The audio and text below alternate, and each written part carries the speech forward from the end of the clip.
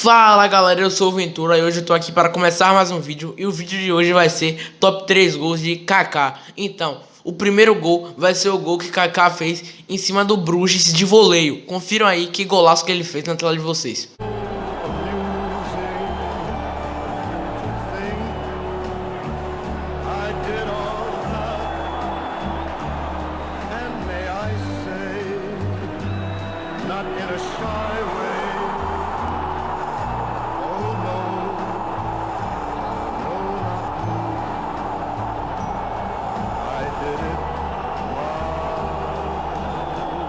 Então galera, vocês viram que voleio bonito que o Kaká deu. Então bora pro segundo gol, que vai ser o gol que o Kaká fez contra o Empoli.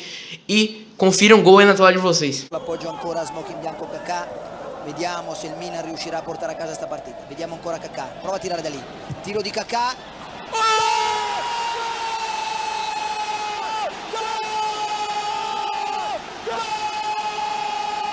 Terceiro e último gol vai ser o gol que Kaká fez contra o Celtic. Confira aí que golaço que ele fez. Milanul s-a calificat a 6 ori la rând în sferturile Champions League, însă a avut nevoie de prelungiri cu Celtic. După 0-0 în 180 de minute, seria neagră a lui Milan a fost întreruptă de Kaká. Então galera, esse foi o vídeo, espero que vocês tenham gostado. Não esquece de deixar o like, ativa o sininho para não perder notificação de nenhum vídeo novo. Comenta aí nos comentários quais próximos jogadores vocês querem que eu esteja trazendo, goleiros também para estar fazendo, defesas.